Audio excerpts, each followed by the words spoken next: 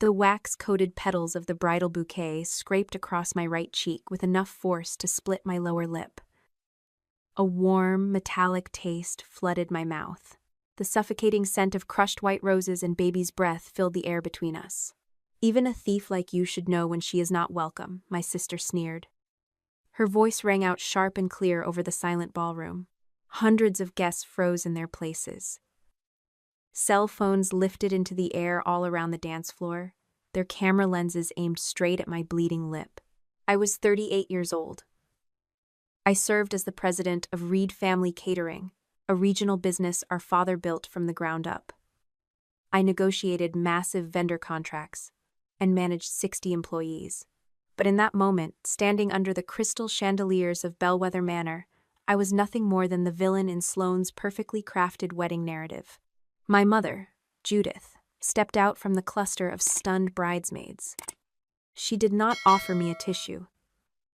She grabbed my wrist, her fingernails biting into my skin. "Allison, please," she whispered fiercely, her eyes darting around the room. "Do not make this worse than it already is. Just leave." Sloane jerked her arm back, preparing to strike me a second time. The sudden, violent movement dislodged a decorative pearl pin at the base of her floral arrangement. Several wraps of thick white satin ribbon unspooled from the handle. A small, flat brass object slipped free and hit the stone floor with a sharp, ringing clatter. I instinctively reached down toward the noise. "Do not touch that," the bride screamed. Her voice cracked with genuine, unfiltered panic. Every guest turned their attention from my bleeding face to her pale one. Graham Lowe, the veteran venue manager, stepped between us.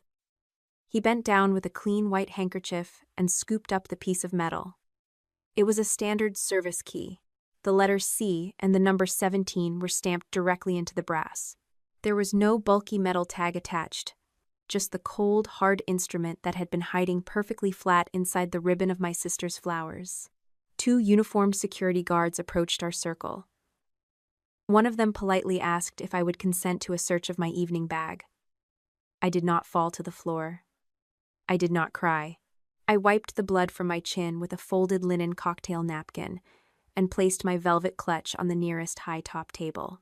"You may search it," I told the guard, keeping my voice entirely level. "But only after you initiate a formal incident report, secure the hallway security footage, and document exactly who made this public accusation against me." Sloane let out a dramatic, breathy laugh. She turned to her groom, Connor, who looked completely lost in his custom tuxedo. "Look at her acting like a lawyer, Connor. She is just trying to buy time because she knows she is caught." Graham did not join in her laughter. He pulled a digital tablet from his jacket pocket and scrolled quickly through the venue records. He looked at the brass key, then at his glowing screen, and finally at the bride. "Miss Reed," he said, using her maiden name out of habit. "Our logs show you signed out the key to room C17 at 1 o'clock this afternoon."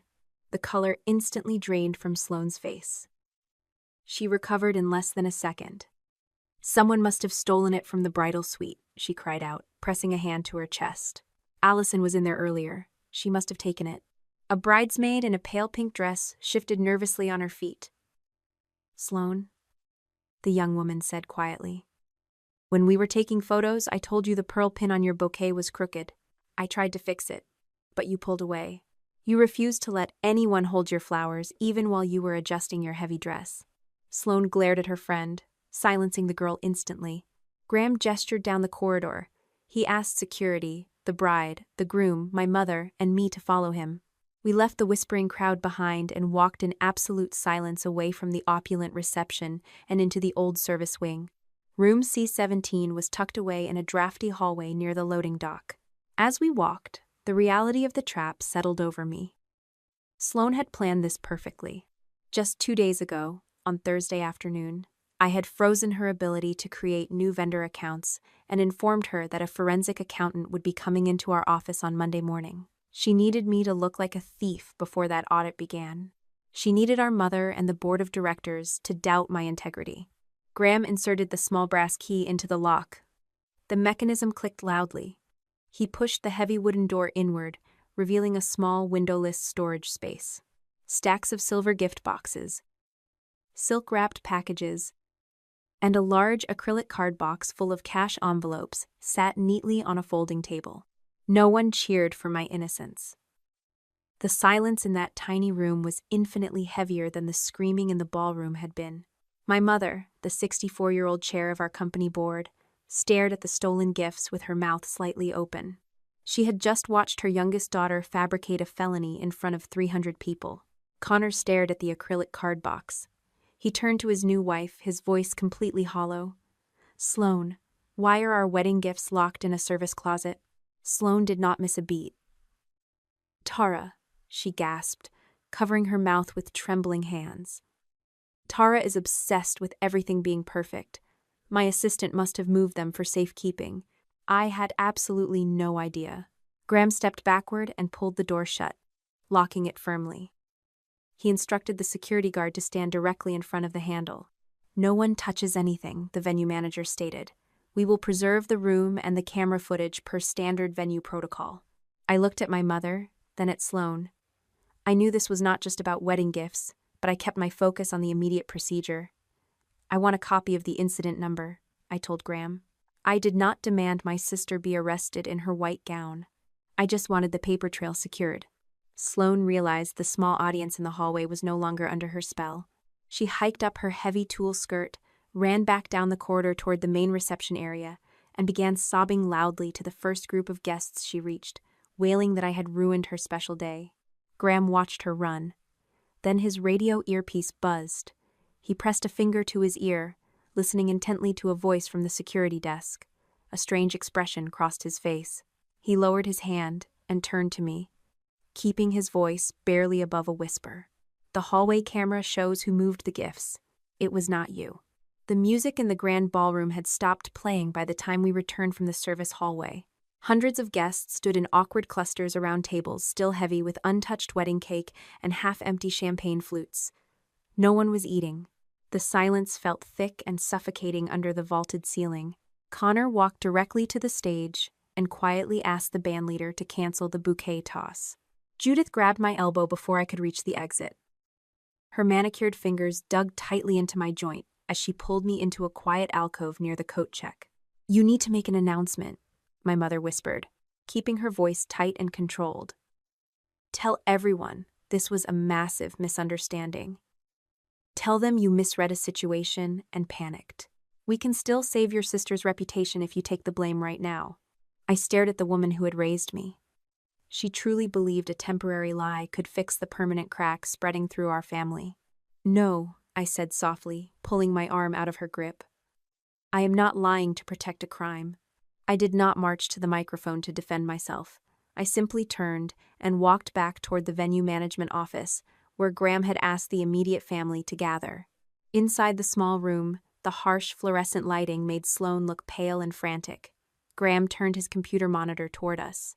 He had loaded the security footage from the service corridor, complete with a bright white timestamp in the corner. The video played in silence. It showed the exact 12-minute window when the cocktail hour in the West Gallery transitioned to the main dinner reception. While guests were busy finding their seats and the staff was changing the floor plan, Tara Wynne walked into the frame. Sloane's brand assistant pushed a silver hotel cart loaded with the acrylic card box and dozens of wrapped gifts. Tara unlocked the door to room C-17, carefully stacked the items inside, and then locked the door again. She slipped the brass key into her pocket and walked calmly out of view. Sloane buried her face in Connor's shoulder and let out a loud, theatrical sob. "I knew it," the bride cried. "Tara has always been completely obsessed with my wedding. She probably planned to come back and steal everything tonight." A security guard murmured that Tara's car was already gone from the vendor parking lot. I looked closer at the paused video frame on the monitor. Something about the assistant's body language bothered me. "She did not cover her face," I pointed out to the room. "She used a venue cart right in the middle of a major room transition, exactly when the staff normally clears the gallery." Tara moved like a person executing an official task. Sloane snapped her head up from her husband's tuxedo jacket. Her tears stopped instantly. "Are you accusing me of lying, Allison? On my wedding day?" I did not answer her. I just asked a logical question. Who has the authority to order an assistant to move the gift table during a reception? Connor slowly stepped away from Sloane. The groom looked at the screen, then down at his new wife. He did not say a word, but the sudden physical distance between them spoke volumes. The timing of this elaborate public trap made perfect sense to me. 6 weeks earlier, in early May, I had noticed 3 separate event vendors sharing the exact same commercial mailbox address. 2 days ago, on Thursday afternoon, I had restricted Sloane's ability to create new vendor accounts in our company system. I told her that Naomi Patel, an independent forensic accountant, would begin a full corporate audit on Monday morning. My sister had simply laughed at me, sipping her sparkling water as if we were discussing the weather. She told me I could never let her have a single weekend without trying to control everything. But the panic behind her eyes had been real. She needed to destroy my credibility in front of our mother and the board of directors before Naomi opened those financial books. I refused to play her game. I did not yell at her in the venue office. I did not take out my phone to post an angry defense in our family group chat. Instead, I opened my email app and drafted a concise message to Elise Grant, our outside corporate counsel. I requested an immediate legal hold on all company communications, vendor payment logs, and Sloane's work devices. I hit send and turned my attention back to the venue manager. "Graham," I said, keeping my tone perfectly professional, "please preserve that camera footage and the key logs through your standard liability protocol." 10 minutes later, I walked out of Bellwether Manor alone. The thick Virginia humidity hit my face the moment the heavy glass doors closed behind me. Before I reached my car, my cell phone vibrated in my hand. A text message flashed across the screen from an unknown number. It was Tara. "Sloane told me to move the gifts," the first message read. She said it was a venue security drill. "I'm at the diner down the highway. Please meet me." I unlocked my car door, processing the information. Tara was a terrified employee who had followed a vague order, but her silence in the ballroom had allowed my sister to humiliate me. Then a second message appeared, and the real depth of the conspiracy finally came into focus. "I still have her original messages," Tara wrote, "and one of them mentions your catering van." I did not meet Tara at the roadside diner. We sat in the glass-walled conference room of Elise Grant's downtown law firm early Monday morning. The air conditioning hummed a low, steady note against the heavy silence. The young assistant pushed her smartphone across the polished mahogany table. She explained how Sloane had framed the request at the reception. The bride claimed the venue required all gift boxes cleared before dinner service began. Tara had moved the heavy acrylic box right as the crowd shifted rooms, assuming she was executing a standard security protocol. Elise connected the device to a secure laptop to extract the digital data and its underlying metadata. Tara stared at her own twisting hands. She whispered that she had stayed silent during the ballroom confrontation because my mother and sister possessed enough industry influence to destroy her career. I offered no comforting words in return. Her fear made sense, but her silence had almost cost me my livelihood. The extracted message chain told a complete and damning story. Elise pulled up the formatted transcript on the large wall monitor. Sloane's instructions were precise and calculated. "Move the gifts to room C17. Do not tell Connor. Wait for the signal." The final message chilled the room. Sloane had ordered her assistant to take a handful of cash envelopes and place them directly inside my catering van right after venue security finished searching my purse. Tara never executed that final step because the brass key fell out of the bouquet too soon. The trap had snapped shut before the bait was fully placed. I reached into my leather briefcase and pulled out a faded manila folder. I slid it across the smooth table toward Elise. Inside rested a single sheet of paper from August of the previous year. It was the physical proof of my biggest failure as a corporate president. 10 months earlier, I had caught my sister using our company credit card to pay a commercial photographer for her failing private event studio. The charge was $8,000. I confronted her immediately, forcing her to sign a promissory note acknowledging the theft. My mother had wept in my office that afternoon. Judith insisted an official board report would permanently ruin Sloane's future and shame my late father's memory, so I buried the document in my personal files. I fixed the problem quietly and taught my sister a terrible lesson about accountability. Now, sitting in the law firm, I watched Elise read the paper. The seasoned attorney looked up, adjusting her wire-rimmed glasses. The document proved Sloan knew company funds were not her personal allowance, and it demonstrated clear intent. But it also proved I had deliberately bypassed board oversight. I nodded slowly, accepting the reality that the independent directors might discipline me. The truth required all the pieces, even the ones that compromised my own standing.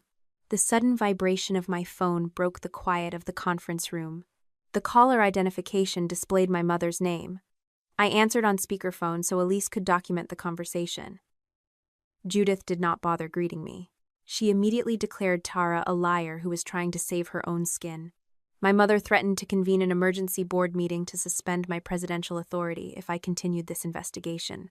Her voice dropped into that familiar, pleading cadence she always used when she wanted me to carry the weight of the family. "You are stronger than your sister, Allison," she said, perfectly playing her role. "Why can you not just let this go?" I looked at the printed text messages, detailing the plan to plant stolen cash in my vehicle. Because strength is not permission to use me. I ended the call without waiting for her reply. A second call came through less than 10 minutes later. Naomi Patel, our forensic accountant, was already deep into the corporate server logs back at the main office. Her voice lacked its usual professional warmth. Naomi had pulled the creation history for a vendor named Brightwell Linen. The electronic footprint traced directly back to Sloan's user account. Naomi explained the money trail with clinical precision. Our company bank statements showed multiple payments flowing to Brightwell Linen over the past year. The receiving account shared the exact same routing and reference numbers as a bank account that had once refunded a deposit from Sloan's bankrupt private studio back to Reed Family Catering. The closed loop was undeniable. The wedding sabotage was just a smokescreen to hide a massive, ongoing financial bleed. Naomi paused before she said it. "Allison, Brightwell was not paid $8,000. It was paid more than $90,000. Naomi stood in front of the whiteboard in the law firm's secondary meeting room. The forensic accountant uncapped a black dry erase marker, and the sharp squeak against the porcelain surface cut through my lingering shock over the $90,000 figure. She drew 3 distinct boxes across the top of the board. Brightwell Linen, Rosemont Rentals, Harbor Event Media. Beside each name, she listed a string of outgoing company payments, establishing a pattern that stretched back 18 months. Every single invoice sat carefully beneath the $10,000 threshold, perfectly calculated to bypass secondary departmental approval. The services were described in vague industry terminology, seamlessly blended into the master budgets for our massive corporate events. My throat went dry. I pressed my palms flat against the mahogany table, studying my own looping signature at the bottom of the printed master budgets spread before me. I had signed off on the total event costs without scrutinizing the individual subcontractors, trusting the system I had built. That trust had cost my employees hundreds of thousands of dollars. Naomi tapped the whiteboard with her marker. Public records showed all 3 vendors shared a single commercial mailbox at a strip mall across town. We did not need to hire private investigators or breach any personal accounts. The company bank statements and public business registries provided every piece of the puzzle. A legitimate supplier in our network had already confirmed they never subcontracted any equipment to those 3 entities. My sister had attempted to cover her tracks, but her panic made her sloppy. Following my Thursday warning about the impending audit, someone had logged into the accounting software and systematically deleted dozens of payment records. A specific memory surfaced from a staff meeting the previous year. Sloan leaning against the conference room doorframe, rolling her eyes, loudly complaining that my insistence on using immutable audit trail software was just another symptom of my obsessive control issues. That rigid software had quietly recorded the creator, the exact time of modification, and the target bank accounts for every deleted file. The digital footprints walked straight back to her workstation. Elise Grant leaned forward in her leather chair and pointed a manicured finger at a separate stack of invoices.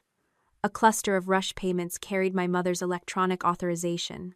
When questioned over a brief, tense conference call earlier that morning, Judith claimed Sloan had simply categorized them as emergency linen replacements and last-minute social media marketing packages.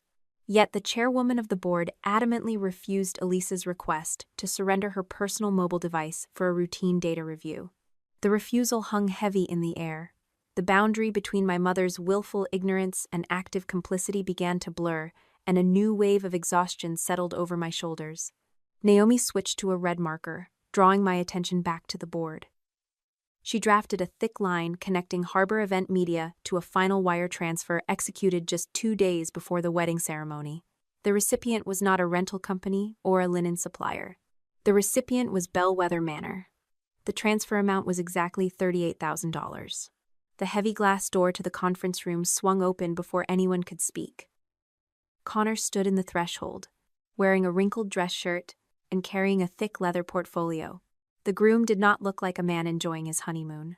Elise had requested his presence to verify the venue contracts he had personally signed, and he took a slow, deliberate breath before stepping inside. He placed his smartphone face up on the table, pushing it toward the attorney. He explained how he had confronted his new wife about the final venue invoice just hours ago. Sloan swore our mother had quietly gifted them the remaining balance to ensure a perfect day. Connor knew Judith had specifically capped her financial contribution at the rehearsal dinner, so he searched through his own email archives. He pulled up the venue's final payment confirmation receipt. The reference line on the digital receipt clearly listed Harbor Event Media. The truth sat right there on the whiteboard, illuminated by the harsh fluorescent lights of the legal office. The lavish, opulent party my sister used to publicly brand me a thief had been financed entirely by the money she bled from our family business. She had bought her perfect day with the payroll security of 60 hardworking employees, and she had planned to let me take the fall for it. Connor stared at the red lines connecting the fake vendors to his wedding venue. He turned his attention to the printed company bank statements spread across the table, his posture rigid and his breathing shallow. His voice lacked any trace of anger, carrying only a hollow, devastating clarity. "What else did my wife buy with your company's money?" Connor's devastating question hung in the stale air of the legal conference room, unanswered. Naomi did not have a complete inventory of the stolen corporate funds yet, but my sister provided her own twisted justification the very next morning. Sloan initiated a scorched earth campaign. A mass email landed in the inboxes of our extended relatives and 30 senior employees just before dawn. The subject line read, "The truth about the wedding." Reading the lengthy paragraphs felt like swallowing crushed glass. The bride claimed I had fabricated the entire vendor crisis out of bitter jealousy, framing Tara as a rogue thief to cover my own tracks. According to the message, my ultimate goal was to exploit a ruined wedding reception to steal her legitimate share of our father's legacy. My mother was copied on the correspondence. The chairwoman offered zero public rebuttal to the staff, essentially giving the lies her silent blessing. Connor forwarded a different set of messages to our legal counsel that same afternoon. The groom had returned to their shared apartment to pack a travel bag, demanding immediate answers about the venue payments and her hidden studio debts. Sloan never denied taking the cash. She simply rebranded the theft. Her texts framed the stolen hundreds of thousands as an informal advance on her corporate equity, insisting I had implicitly agreed to the arrangement. To prove her point, she sent her husband a photograph of the $8,000 promissory note from the previous year. She used my past mercy as a weapon, arguing that our family always handled these minor financial matters internally. The corporate fallout escalated rapidly. By Wednesday afternoon, I sat across from Martin Hale and Valerie Cho in the main executive boardroom. Our independent directors reviewed the old promissory note with clinical detachment. The polished oak table separating us had never felt so vast. Martin folded his hands over the physical document, asking point blank why the initial credit card violation had never been reported to the governing body. I did not offer excuses. I did not hide behind my mother's tears from the previous year, nor did I try to minimize the damage. Looking directly at the former banking executive, I admitted I had chosen to conceal the infraction to protect my sibling, and that specific failure of leadership had paved the way for the current financial crisis. My honesty earned me no leniency. The board immediately voted to hand Elise and Naomi full, unrestricted authority over the fraud investigation. Furthermore, I was officially stripped of my power to decide any disciplinary action regarding the director of brand partnerships. Martin pulled the master audit file toward his side of the table, and he did not ask for my permission to take it. This small, deliberate gesture finalized the transfer of power. Walking out of that boardroom, the real-world consequences of my silence were waiting in the hallway. A major pharmaceutical client had just called our sales director, placing their massive annual banquet contract on an indefinite hold due to industry rumors of an internal fraud probe. Two of our most reliable wholesale food suppliers suddenly demanded strict cash-on-delivery terms, refusing to extend our standard 30-day credit window. The employee break room buzzed with terrified whispers about missing paychecks and imminent layoffs. I immediately authorized a massive withdrawal from our legal contingency reserves to guarantee the upcoming payroll cycle, ensuring no worker missed a single dime of their wages. Knowing my own past cowardice had magnified their current jeopardy tasted like ash in my mouth. The scent of expensive floral perfume invaded my private office the next morning before the door even opened. Judith bypassed the receptionist and marched directly toward my desk. The chairwoman looked exhausted, her perfect posture finally giving way to gravity. She slumped into the leather guest chair and admitted the scattered pieces she actually knew. My mother confessed she was aware of the crushing studio debt, and she acknowledged signing a handful of those vague invoices to help her youngest daughter stay afloat. She swore she knew absolutely nothing about the fake vendor network or the elaborate plan to frame me at the reception. "We can still fix this," the older woman pleaded, reaching her manicured hands across the desk. "Convert the missing funds into a formal shareholder loan. Save your sister, Allison. Keep this family intact." I looked at the wrinkled hands resting on my leather desk pad. "Our employees are terrified about losing their mortgages, and you want me to use their operating budget as a personal bailout fund for a criminal." I pulled my own hands back, refusing the physical contact. The family does not get to steal from the staff. Hours later, I sat back down in the downtown law firm with Elise. The attorney had finished reviewing the massive text message export Connor had provided from his final argument with his bride. One specific exchange highlighted a dangerous detachment from reality. Sloane had texted her husband a furious rant, claiming she rightfully owned 40% of the catering empire, despite her actual economic shares topping out at exactly 20. But it was the next message in the chain that made the experienced corporate lawyer sit up straight and reach for her reading glasses.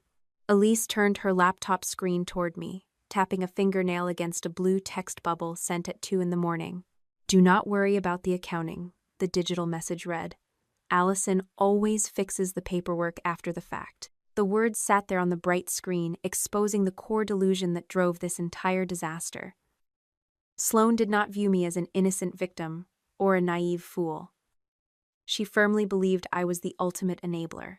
The bride was entirely convinced that her older sister would eventually bend the corporate rules and forge the documents to transform her felonies into legitimate corporate accounting, just as soon as the public anger passed.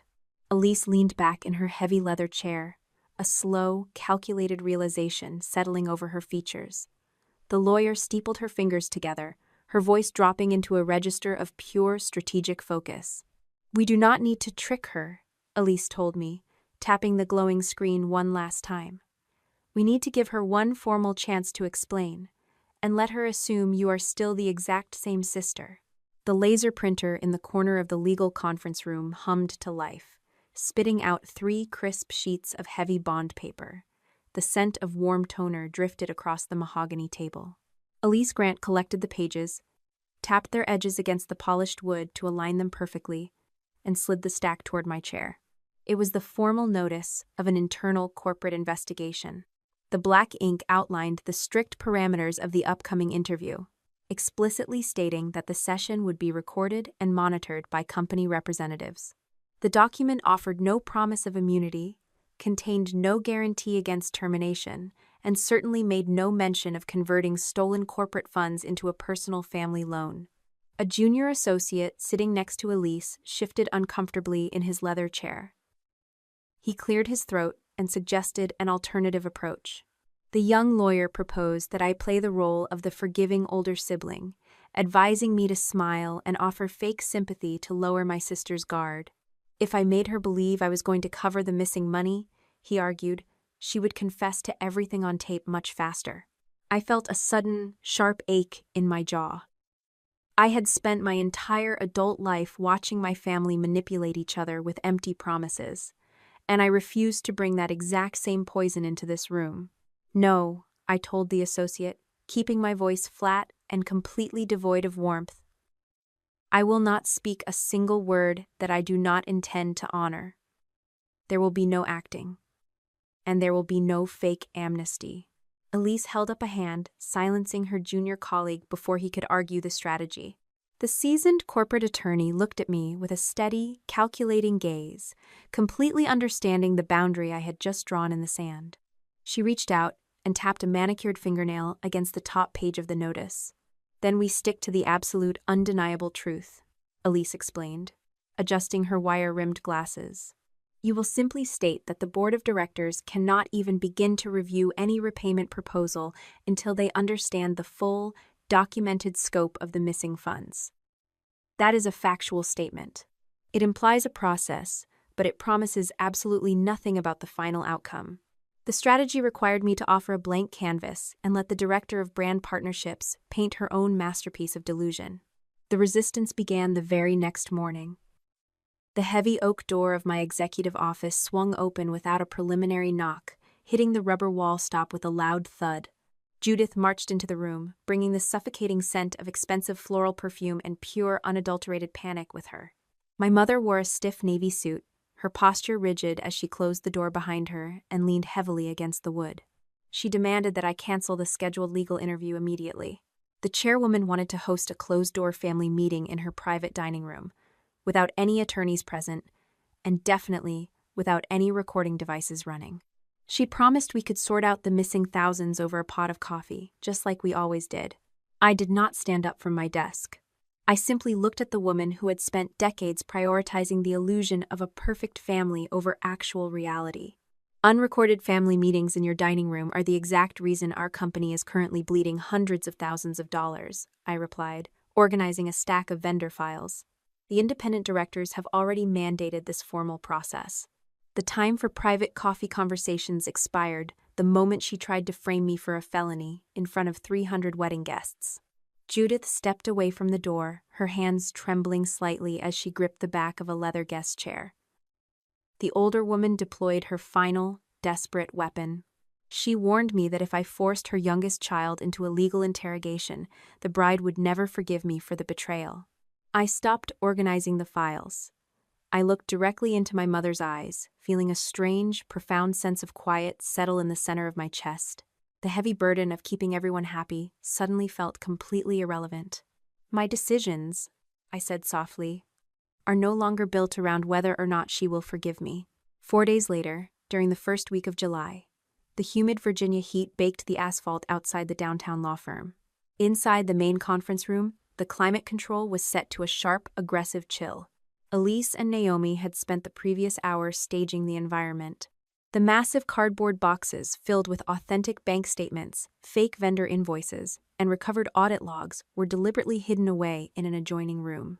When I took my seat at the center of the long table, only a single thin manila folder rested on the polished wood in front of me.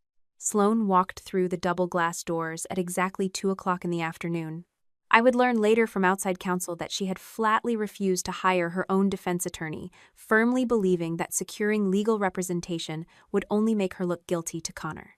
Her new husband was already demanding answers about their finances, and she needed to keep him as far away from this corporate disaster as possible. She did not enter the room looking like a woman facing ruin. She dressed for a victory lap. The bride wore a perfectly tailored linen dress, her hair blown out into loose, expensive waves. She carried a slim leather portfolio under one arm, and she moved with the breezy confidence of a junior executive arriving to pitch a minor budget adjustment. She completely ignored Elise, pulling out a chair directly across from me and crossing her legs. Sloane placed her portfolio on the table and slid a few typed pages toward the center. It was a flimsy, poorly formatted repayment proposal. She was treating this entire investigation like a standard bank loan negotiation, completely blind to the fact that she was sitting inside a trap of her own making. Elise did not acknowledge the proposal. The attorney slid the internal investigation notice and a separate consent to record document across the table. In a clear, practiced voice, Elise read the legal conditions aloud. She informed the younger woman that she had the absolute right to postpone the meeting to consult outside counsel, and she reiterated that the digital audio recorder sitting in the center of the table was about to be activated. Sloane picked up the expensive metal pen provided by the firm. She did not bother reading the fine print on the legal documents. She simply signed her name with a practiced flourish, the sharp scratch of the nib echoing in the quiet room. She pushed the papers back toward the lawyer and offered a small, patronizing sigh. "I have absolutely nothing to hide," Sloane announced, folding her hands neatly in her lap. She looked past the attorney and locked eyes with me, a familiar, challenging smirk appearing on her face. "Are we really doing all of this corporate theater over a few minor accounting mistakes, Allison? Are you actually trying to destroy me over a misunderstanding?" No one had tricked her. She had read the warnings, signed the consent forms, and voluntarily walked into a monitored legal interview because she believed her own entitlement would shield her from any real consequences. I reached out and pressed the red button on the digital audio recorder. A small light blinked to life, capturing the silence in the room. I did not take her bait. I did not raise my voice or defend my actions. I simply opened the thin manila folder resting in front of me and pulled out the single sheet of paper resting on top. "Let us start with the incident in room C17, I said, keeping my tone perfectly measured. Sloane rolled her eyes, leaning back in her chair. She repeated the exact same lie she had fed to her terrified assistant, claiming the entire situation was just a routine venue security drill that Tara had completely misunderstood. I did not argue with her assessment. I slowly turned the printed piece of paper around and slid it across the mahogany table until it stopped right next to her flimsy repayment proposal. The document displayed the complete time-stamped text message chain, extracted directly from Tara's cellular phone. Sloane looked down at the paper, and the patronizing smirk finally melted right off her face. "If this was only a security drill," I asked, watching her eyes dart desperately across her own printed words, "why did you order your assistant to put the stolen wedding envelopes into my catering van?" The digital audio recorder resting on the center of the mahogany table continued to blink a steady, rhythmic red light. Sloane stared down at the printed transcript of her own text messages, her fingers resting lightly on the edge of the leather portfolio. For nearly 10 seconds, no one spoke. The chill from the office air conditioning seemed to drop another few degrees. Tara panicked, my sister finally muttered, her voice losing its initial breezy confidence. She tried to pull the portfolio closer to her chest. She misunderstood the timeline. I never told her to put anything in your vehicle. Elise Grant did not raise her voice. The attorney simply slid a second document from her own file folder. It was a clean, formatted printout showing the creation logs and routing numbers for 3 corporate accounts. "We are not talking about Tara right now," Elise said, her tone clinical and precise. "Let us talk about Brightwell Linen, Rosemont Rentals, and Harbor Event Media. Do you recognize those corporate names, Sloane?" Sloane snapped her gaze upward, her chin lifting in a familiar defensive posture. She denied owning the accounts, insisting she only recommended them because they offered superior event packages at competitive market rates. I did not jump across the table or raise my voice in anger. I simply waited, letting the silence stretch until it became uncomfortable for her. "If those were legitimate vendors offering market rates," I asked, keeping my delivery completely flat, "why did you split every single invoice so that each transaction stayed safely beneath $10,000? My sister shifted in her chair, her eyes darting toward the closed door of the adjoining room where Naomi Patel and the independent board members were listening through the live audio feed. She tried a different tactic, banking on her lifelong belief that she held a special, untouchable status within the family enterprise. "I took what rightfully belonged to me," Sloane snapped, her mask of innocence slipping completely away. "Dad built Reed Family Catering for both of us. You get to sit in the corner office and play president while I pull in all the brand partnerships for pennies. I only took my share." The raw, unfiltered entitlement hung in the air, captured permanently by the spinning digital recorder. Creating fake shell companies and routing corporate funds through commercial mailboxes is not taking a salary, I pointed out, leaning forward slightly. "That is corporate embezzlement." Sloane scoffed, waving a hand dismissively as if we were arguing over a seating chart. She demanded that the board review her informal repayment proposal, insisting she had brought a fair solution to the table. "We cannot review a proposal," I replied, "until we know the exact total." "How much did you take from the company, Sloan?" She hesitated, her jaw tightening as she realized the trap she had walked into. She looked at Elise, then back at me, calculating how much we already knew from the forensic audit. Realizing the immutable software logs had already mapped out every transaction, she finally surrendered the number. $284,000, she muttered, the total slipping from her lips like an admission of a minor parking violation. The confession triggered a cascade of admissions. She admitted to fabricating the fake vendor invoices to pay off her failed private studio debts, her mounting credit card balances, and the final payment for her luxury wedding venue. She admitted she staged the entire public accusation at Bellwether Manor because she needed to destroy my credibility before Naomi opened the audit books on Monday morning. She even admitted our mother only knew about a small fraction of the debt and had zero knowledge of the criminal conspiracy to frame me. She believed that by laying out the numbers herself, she was once again taking control of the narrative. Sloan shoved her flimsy repayment proposal across the polished wood, pushing it right up against my manila folder. She leaned across the table, her eyes wide with a desperate, misplaced kind of trust. "You fixed the first charge for me," Sloan pleaded, her voice dropping into a soft, wheedling tone from our childhood. "Fix this one, and I will never touch company money again." I stared at her across the table. "Are you formally asking the board to convert your fake vendor accounts, your embezzlement, and your criminal frame job into a family loan?" "Yes," she whispered, completely convinced she had finally found the magic words. "Just get the paperwork right, Allison, like you always do." Elise Grant reached out and pressed the stop button on the digital audio recorder. The red light blinked out. The heavy oak door connecting our conference room to the adjoining office swung open smoothly. Martin Hale, Valerie Cho, and Naomi Patel walked into the room one by one. Martin looked down at my sister with a cold, absolute professionalism. "Your corporate access to Reed Family Catering," the former banker announced, his voice echoing in the quiet space, "is officially terminated, effective immediately." Sloan froze in her chair, the color draining entirely from her face as she looked from the board members back to me. She realized she had not negotiated a bailout. She had just handed us the confession that would destroy her entirely. "You promised to help me," Sloan choked out, staring directly into my eyes. I closed my manila folder, picked up my pen, and looked back at her without a trace of pity or malice. "No," I said quietly. "I promised to listen." Elise placed a steady hand over the printed transcript of the confession, looking up at the independent directors. "Now the board has to decide what happens to this recording." The emergency board meeting was convened in the executive conference room less than 3 hours after the recorded interview ended.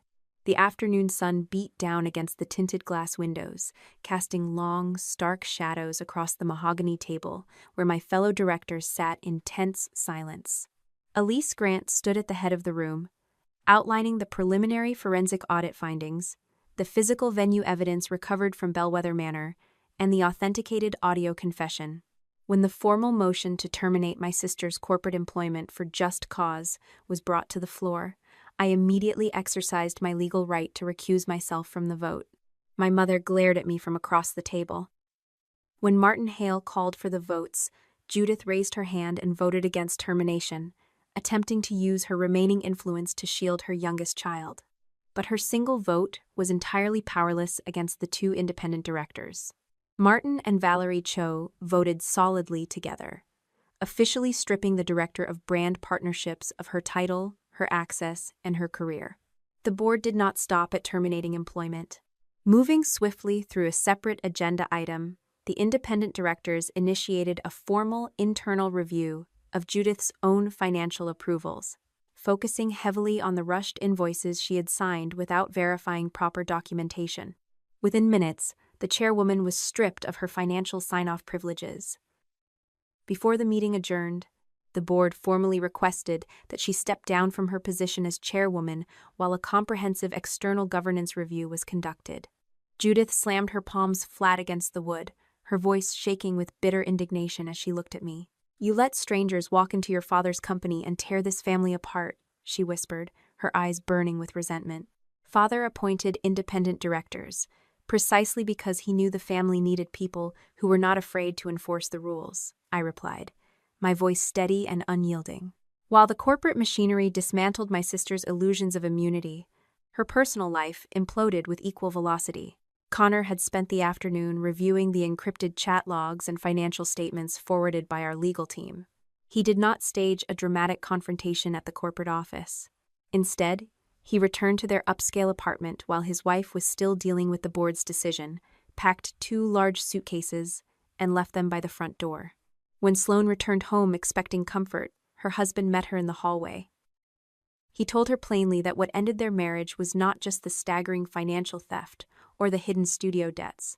It was the cold, calculated cruelty of fabricating a criminal charge against her own older sister, just to keep her wealthy groom from discovering the truth. Connor walked out of the apartment that evening, checked into a local extended-stay hotel, and immediately retained a divorce attorney. Desperate and completely isolated, Sloane drove straight to our mother's house after dark. She begged Judith to tap into her personal liquid assets to cover the missing $284,000 before the company filed formal police reports. Standing in the familiar high-ceilinged foyer where we had grown up, my mother finally confronted the hard math of reality. She pulled up her investment accounts and realized her total liquid assets fell tens of thousands of dollars short of the deficit. Judith frantically dialed my cell phone, but I let it ring straight to voicemail. For the first time in her life, my sister sat in a room where absolutely no one possessed the means or the willingness to bail her out. The corporate response proceeded with cold, mechanical precision. The board formally approved a civil recovery lawsuit against Sloane, filed notice with our Fidelity insurance carrier, and authorized outside counsel to transfer the entire audit package and the recorded confession to public law enforcement authorities. Elise made sure to explain to me that turning the files over to investigators did not guarantee an immediate physical arrest or a swift judicial outcome. The wheels of public justice operated on a timeline completely separate from corporate boardrooms. The following morning, Judith intercepted me in the building lobby as I arrived for work. She cornered me near the elevator banks, begging me one last time to call off the lawyers and simply reclassify the entire catastrophe as an informal shareholder advance. "She is facing criminal prosecution, Allison," my mother pleaded, tears pooling in her eyes. "Can you not just call them and tell them it was all a terrible mistake? The confession, the fake vendor network, and the attempt to frame me for a felony mean this was never a good faith loan," I answered, stepping past her toward the elevator doors. I told her I would not finance a high-priced criminal defense attorney for my sister, nor would I exert any pressure on our employees to retract their truthful statements to investigators. The elevator doors slid open, cutting off her response. Before I could step inside, my phone buzzed in my hand. It was Elise calling from the downtown office with a grim update. "The investigative detectives just reviewed the transfer package," Elise told me, her voice tight over the line. "They want to bring you in for an initial witness interview first. And Sloane's newly appointed defense attorney is already filing motions to suppress the audio recording, claiming your sister's confession was coerced." Nearly 11 months after the wedding, the heavy oak doors of the county courthouse creaked open to let in the bright afternoon glare of May of the year 2026. The investigation had stretched across the remainder of the previous year and deep into the following spring, moving with a slow, deliberate gravity that completely ignored our corporate timelines. Reed Family Catering had survived the financial bleeding, but we operated at a significantly reduced capacity, having lost several major accounts, while rebuilding our market reputation from the ground up. Inside the courtroom, defense counsel immediately launched a fierce assault on the digital audio recording we had secured the previous summer. The attorney argued that my presence in the room, combined with my family relationship to the accused, rendered the entire interview coercive and unfair. Elise Grant did not flinch under the verbal attack. Our outside counsel calmly presented the written interview notice, the signed consent form, and the complete, unedited audio file from beginning to end. The full recording demonstrated clearly that no promises of immunity were ever made, and that my tone remained strictly professional throughout the proceeding. When the defense attempted to suggest that the sisters had always treated company funds as casual family loans, Elise introduced the physical promissory note from August of the year 2024. The defense attorney tried to spin the document as proof of a pre-existing informal lending arrangement. I took the witness stand, sitting upright in the wooden chair, and publicly acknowledged my own failure of governance for handling that initial $8,000 infraction internally, rather than reporting it immediately. My admission did not break our legal case. By owning my past mistake on the record, the judge and prosecutors recognized that I was not sanitizing history to frame my sibling. The signed paper clearly categorized the transaction as personal misuse of company funds with mandatory restitution, establishing conclusively that the younger sister knew the strict corporate rules long before she began her systematic embezzlement. A parade of independent witnesses followed me to the stand. Tara testified about the vague text instructions she received and her shock upon discovering the plan to plant cash envelopes inside my vehicle. Graham Lowe established the rigid chain of custody for the venue key logs and hallway surveillance footage. Naomi Patel walked the court through the immutable software audit logs and the complex network of fake vendor accounts. Connor testified about his ex-wife's hidden debts, her false claims regarding corporate ownership, and her explicit written expectations that her older sister would eventually doctor the paperwork to save her. Faced with an overwhelming wall of digital and physical evidence, the defense ultimately abandoned its trial strategy. Prior to the formal sentencing phase, my sister agreed to plead guilty to one felony count of grand larceny embezzlement and one related count of corporate fraud. The presiding judge handed down a sentence that balanced the severity of the white-collar crime with the realities of our state penal guidelines. The court ordered a term of 18 months of actual incarceration in a regional correctional facility, followed by several years of supervised release. The judgment mandated full financial restitution totaling $284,000, permanently barred her from holding any corporate fiduciary position, and established a civil asset recovery order, ensuring that any future financial distribution from her remaining economic share in Reed Family Catering would be automatically intercepted and applied directly to her outstanding debt. Judgment. As the bailiff prepared to lead her away in a gray jumpsuit, my sister turned her head and locked eyes with me across the courtroom aisle. "Was destroying me really worth it?" she whispered, her voice cracking with bitterness. I stood by the wooden bench, keeping my posture entirely level. "I gave you a way to tell the truth," I answered softly. "You used it to ask me to lie again." I did not ask the judge for the maximum possible prison sentence, nor did I join the prosecutors in pushing for harsher terms. I simply stepped back and let the public legal system finish the work I had started. When the guards escorted her through the side exit, I turned my attention toward Naomi and the company staff members who had come to support the business. Stepping out onto the front stone steps of the courthouse into the warm May air, my mother intercepted me near the parking curb.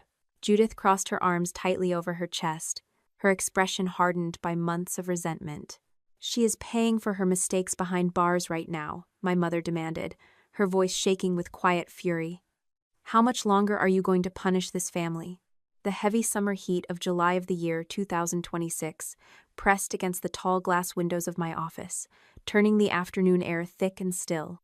More than a full year had passed since the chaotic wedding reception at Bellwether Manor, and roughly 2 months had ticked quietly by since the final sentencing hearing brought our legal battle to a formal close.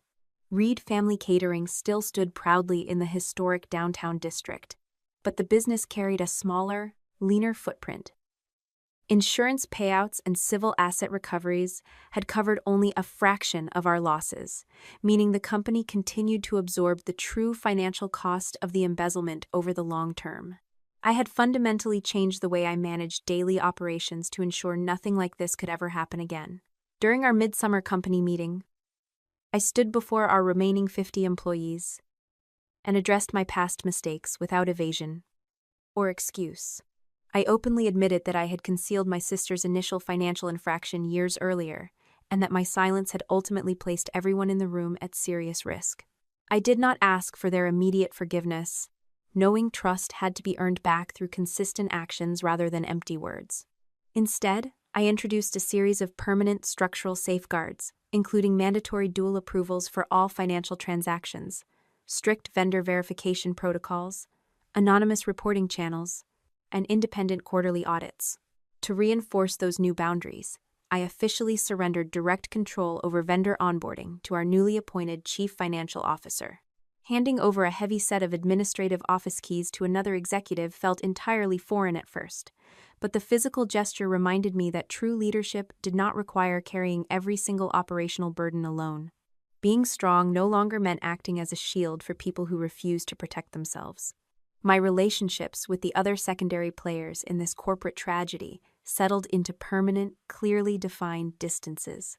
Tara cooperated fully with the internal investigation and legal teams, and while she could not be reinstated to her former position due to her initial silence, I provided her with an honest, balanced reference letter to help her secure a fresh start elsewhere. Connor finalized his divorce through separate legal counsel, and any necessary administrative communication regarding corporate gift checks or shared assets was handled strictly through our respective attorneys.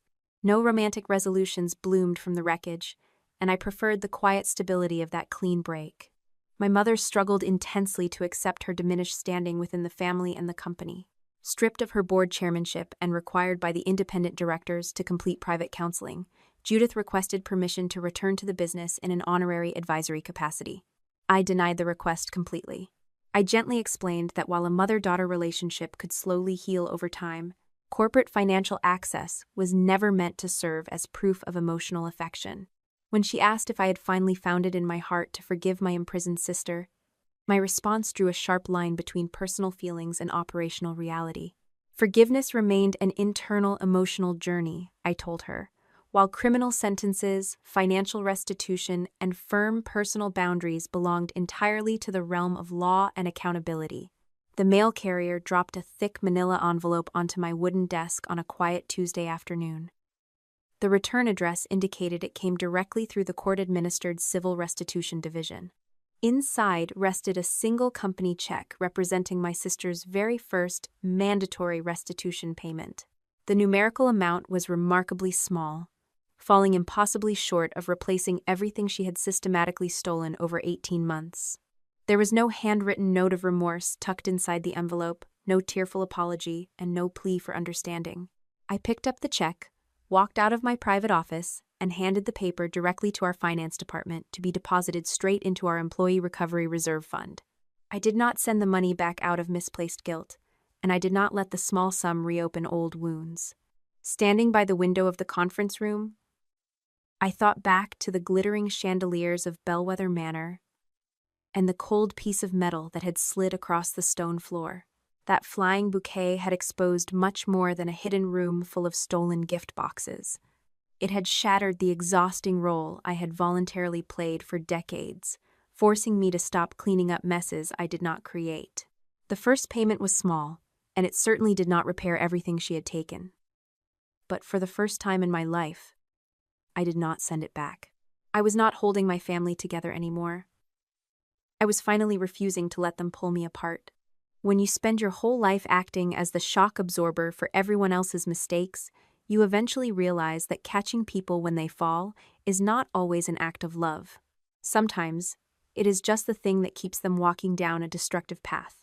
We often believe that loyalty means covering up the cracks, smoothing over the messy truths, and protecting family members from the heavy weight of their own terrible choices. But true protection does not mean letting someone destroy the lives of innocent people just to keep up appearances. You cannot love someone out of entitlement. And you certainly cannot fix a broken moral compass by redrawing the paperwork behind their back. When you hide a family member's first theft, you are not saving them. You are only teaching them that rules are flexible and that someone else will always pay the price for their comfort. Boundaries are not built to punish the people we love, but to protect our own integrity and the well-being of those who depend on us to be honest. Letting go of the false responsibility to fix every family catastrophe is terrifying, but it is the only way to stop carrying a burden that was never yours to bear in the first place.